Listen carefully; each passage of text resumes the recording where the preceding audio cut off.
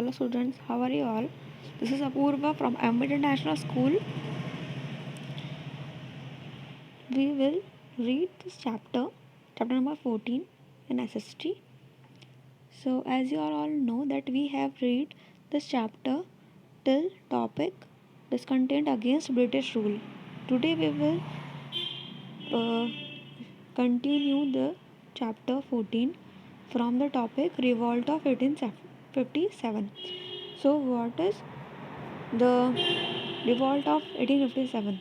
Okay, so let's start and let's know that what is it. Okay, ever since the British established, जैसे कि हम लोग जानते हैं, हम लोगों ने पढ़ा है कि ब्रिटिशर्स ने एस्टेब्लिशमेंट स्टार्ट कर दिया था, अपना होल्ड करना स्टार्ट कर दिया था ओवर इंडिया. तो जो अलग अलग पार्ट में जो थे, ठीक है, इंडियंस जो थे उन्होंने प्रोटेस्ट करना स्टार्ट कर दिया था. किसके खिलाफ? अनजस्ट पॉलिसीज़ के खिलाफ. किस पर? मतलब किसके लिए?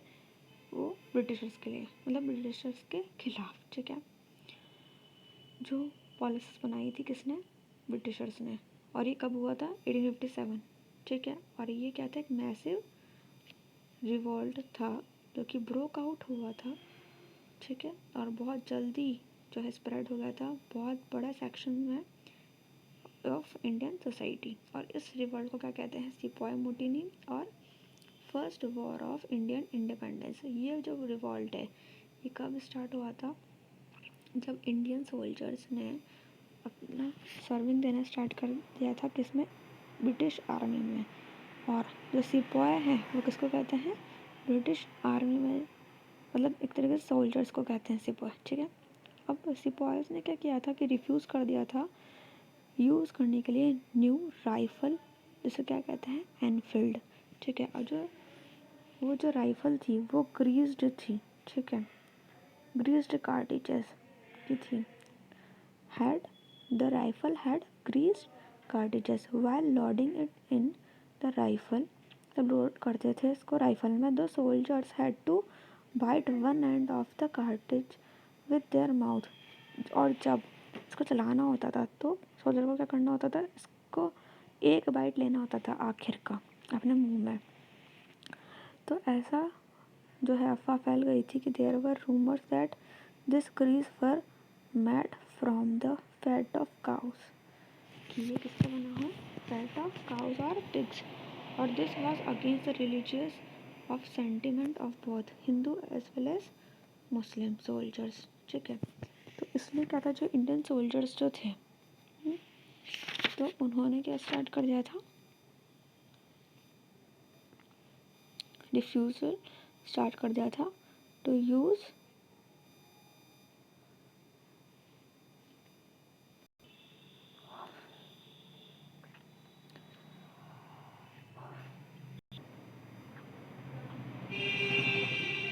और रानी लक्ष्मीबाई जो कि कहाँ की थी? झांसी की. और कुंवर सिंह जी जो थे वो थे बिहार के. The British were taken by surprise. अब ब्रिटिश को क्या हुआ कि सरप्राइज लगाई है. दे नेवर एक्सपेक्ट ही नहीं किया था कि इतना बड़ा रिवॉल्ट हो जाएगा और इतना बड़ा ये लोग जो है रिबेलियन में आ जाएंगे, मतलब कि जो बदला लेंगे ये लोग. ठीक है, अब alarmed by it they responded with force. फिर क्या हुआ जो कि सितंबर 1857 जो था, barely a few months after the revolt started, the British captured Delhi. Britishers ने क्या किया? सबसे पहले दिल्ली को कैप्चर किया from the rebels. Were final successful and suppressing the revolt. उसके बाद क्या हुआ? The revolt of 1857 failed in evicting the British from India. There were many reasons for failure. Firstly, सबसे पहला तो क्या था? इंडियंस का कैसे फेल होते गए वो? सबसे पहला तो it had not spread to all parts of India. जैसे वो फैला नहीं था. ठीक है, और जो इंडियन रूलर्स जो थे उनको कोई सपोर्ट भी नहीं कर रहा था. दूसरी बात ये थी कि जो रेबल जो था वो सफिशिएंट फंड नहीं था उनके पास, तो इसलिए उनके पास गुड वीपन्स भी नहीं थे. जो इंडियन सोल्जर्स जो थे वो अच्छे ऑर्गेनाइज्ड थे, उनका पैसा था, उनके मॉडर्न वेपन्स थे, ठीक है। अब after the separation of the revolt the rule of the East India Company came to an end. अब वो एंड पर ही आ गया। तो जो ब्रिटिश गवर्नमेंट जो थी उन्होंने क्या किया, took over the administration of India. अब उन्होंने एडमिन भी बन गई वो इंडिया की, ठीक है। It also allowed Indian kings to, और उन्होंने अलाउ करा इंडियन किंग्स को रूल करने के लिए कहाँ पे, ओवर इंडियन टेरिटरीज। और वो फिर एग्री भी हो गए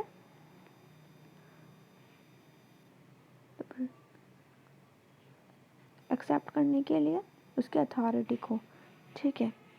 तो ऐसे हुआ जो मतलब कि जब ये लोग जो है एंड पे आ गए, ठीक है, मतलब आफ्टर द सेपरेशन, अब ये जो रिवॉल्ट है ये भी ख़त्म होता गया, ठीक है। उसके बाद जो है जो रूल जो था ईस्ट इंडिया कंपनी का ये एंड तक आ गया। तो फिर जो ब्रिटिश गवर्नमेंट ने भी क्या करा, जो अपना था एडमिन जो बनने का था वो भी मतलब वो इंडिया पर आगे, मतलब ब्रिटिश गवर्नमेंट एक तरीके से पूरा कर ही लिया था, उन्होंने अपने एडमिन बन भी गए थे वो इंडिया के अच्छे से। उसके बाद उन्होंने क्या किया कि जो इंडियन किंग्स जो थे उन्होंने फिर उनको बोला चलो अब आप कर लो रूल आपके भारत पर, आपके टेरिटरीज पर। और फिर वो एग्री हो गए, उन्होंने एक्सेप्ट कर ली क्या, अथॉरिटी, ठीक है। अब है नेक्स्ट टॉपिक, वो है वर्किंग फॉर रिफॉर्म्स। अब क्या है कि मैनी सोशल और religious practices which caused suffering among the people were being practised in India. जैसे कि अब बहुत सारे लोग थे, ठीक है, जिन्होंने करा काम, बहुत सफ़र हुए बहुत सारे लोग इन सब चीज़ों की वजह से। तो जैसे कुछ सती हुए, ठीक है, और कुछ फीमेल इन्फेंटिसाइड, ठीक है, लड़कियों को मार रहे हैं, ठीक है, शादी कर रहे हैं बच्चों की, कास्ट सिस्टम हो रहा है। तो एजुकेशन सिस्टम इंट्रोड्यूस किया गया किससे, British played a major role to race awareness. और ब्रिटिश जो थे उनने ये चीज़ अच्छा करा कि उन्होंने मेजर रोल जो है रेस किया, अवेयरनेस किया अगेंस्ट दिस प्रैक्टिसेस, इन सबके खिलाफ। Many educated people started questioning such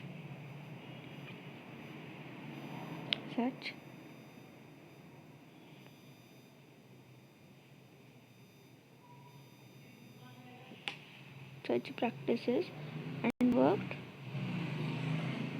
towards their abolition, ठीक है।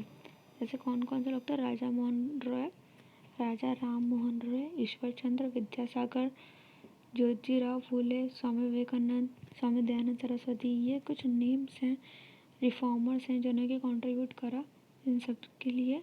और दे ऑल्सो एंकरेज, उन्होंने एंकरेज भी किया कि जो वीटो की रीमैरिज है वो करवाओ, ठीक है, इम्प्रूव करो स्टेटस वुमेन का, ठीक है। और एजुकेशन के लिए गर्ल्स की, और स्ट्रांगली प्रोटेस्ट किया अगेंस्ट सती, फीमेल इन्फेंटिसाइड और चाइल्ड मैरिज और कास्ट सिस्टम के खिलाफ, ठीक है। अब है नेक्स्ट टॉपिक। अब नेक्स्ट टॉपिक क्या है हमारा, राइज ऑफ नेशनलिज्म। तो राइज ऑफ नेशनलिज्म क्या है, व्हाट इज़ नेशनलिज्म, क्या होता है नेशनलिज्म। तो ये एक फीलिंग होती है जो कि लोगों के अंदर होती है, अपनी कंट्री के लिए लॉयल रहना, उसके लिए प्राउड फील करना। How was the feeling of nationalism born in India. तुम्हारी कैसी फील है, कैसी फीलिंग है तुम्हारी इंडिया में हो तो वही हमारा, हमें तो बहुत प्राउड है, ठीक है, हम बहुत लॉयल हैं हमारे इंडिया के लिए, ठीक है। Educated Indians realized the harms that was being done to India by British। अब जो एजुकेटेड इंडियंस उनको रियलाइज़ हो गया कि जो ब्रिटिशर्स थे उन्होंने कितना हार्म किया है, ठीक है। उनको जिन दिन को इतना दुख हुआ था उन्होंने अपने आप को जो है मतलब एक तरीके से धरती के नाम ही कर दिया था, ठीक है। बहुत से लोग फांसी पे चढ़ गए, बहुत से कट गए, मर गए, और अभी भी ऐसा होता ही है। तो the British were exploiting the India and it's resources by keeping the country poor and backward. This realization united the Indian against the British. Slowly this feeling, अब उनको पता लग गया कि भाई हम लोग जो गरीब थे और बहुत पिछड़े हुए थे, हमारे यहाँ यूनिटी भी नहीं थी, तो इस वजह से ही ऐसा कुछ हुआ। तो उन्होंने भी क्या स्टार्ट किया, ये जो फीलिंग जो थी यूनिटी की, नेशनलिज्म का, ये बढ़ने लगी, स्ट्रॉन्ग होने लगी। Led to the birth of Indian nationalism, national Congress. ठीक है, तो कब हुआ ये, 1885 में। तो इंग्लिश मैन था Allan Octavian Hume, founded the INC। The first session जो था ऑफ Congress was held at Bombay. It was attended by 72 जो थे डेलीगेट्स आए थे बाहर से, पूरे मतलब इंडिया से। ठीक है, तो प्रेसिडेंट जो थे उस सेशन के कौन थे, WC बनर्जी। जो लीडर्स जो थे कौन से थे, दादाभाई नौरोजी, सुरेंद्र नाथ बैनर्जी, फिरोज शाह मेहता, गोपाल कृष्ण गोखले और बदरुद्दीन त्यागजी। ठीक है, अब ये थे। During its early years the INC took many steps. तो क्या किया INC ने, बहुत सारे स्टेप्स लिए दिखाने के लिए स्पिरिट ऑफ यूनिटी। ठीक है, अमंग द इंडियंस। ठीक है, कुछ लीडर्स, जो लीडर्स जो थे उन्होंने लिखे बहुत सारे आर्टिकल्स, स्पीचेस दी कि हमें ऐसा करना चाहिए, वैसा करना चाहिए। जैसे कि सुरेंद्र नाथ जी जो थे, ठीक है, गोपाल कृष्ण जी थे, इन्होंने अपनी रिक्वेस्ट और सेंड करी कि भाई हम रिफॉर्म लाना चाहते हैं। ठीक है, request for reform to the British. और उनको क्या कहा, क्या कहलाते थे वो, मॉडरेट्स कहलाते थे। ठीक है, अब देयर वॉज अनदर ग्रुप, एक और ग्रुप था विद इन द कांग्रेस, जो कि क्या चाहता था,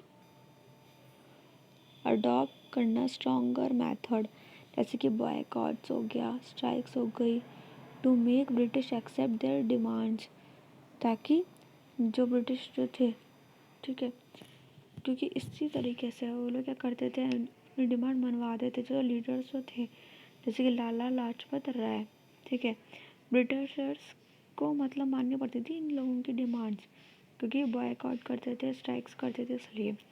तो जो लाला लाजपत राय थे, बाल गंगाधर तिलक थे और बिपिन चंद्र पाल थे, तो ये बिलोंग टू दिस ग्रुप, इस ग्रुप से जुड़े हुए थे। और इनका क्या चाहता था, दे वर कॉल्ड रेडिकल्स। ठीक है, और जो है हाँ, दिस लीडर्स वांटेड स्वराज, और ये लीडर्स क्या चाहते थे, स्वराज मतलब खुद का राज, सेल्फ रूल फॉर इंडियंस। बाल गंगाधर तिलक जो थे उन्होंने एक बार डिक्लेयर कर दिया था, क्या, Swaraj is my birth right, I shall have it. ठीक है, मेरे पास। फिर उसके बाद the Congress slowly became very strong, उसके बाद कांग्रेस क्या होने लगी, धीरे धीरे स्ट्रॉन्ग होने लगी। The growing popularity of Congress worried, जैसे जैसे बढ़ता गया कांग्रेस, तो जो ब्रिटिश गवर्नमेंट जो थी वो वरीड करने लगी। In order to suppress the rising spirit of nationalism, the British government made many strict laws. The British used policies divide and rule to encourage disunity between Hindu and Muslims. अब क्या हुआ उसके बाद, जैसे जैसे उनको पता लगा कि अच्छा इनके नेशनल की स्पिरिट बढ़ती जा रही है, तो उन्होंने दूसरा लॉ अपना लिया, पॉलिसी निकाल ली, कौन सी, डिवाइड एंड रूल, मतलब तोड़ो और राज करो, में डिवाइडेशन करो, फूट डालो और राज करो। और encourage क्या किया, disunity between Hindu and Muslim, Hindu Muslim का और भड़काना स्टार्ट कर दिया। ठीक है, सो ये था हमारा chapter number 14। Please try to read this chapter by your own, okay, and read this new terms and revise also, okay. So take care all of you and bye, thank you.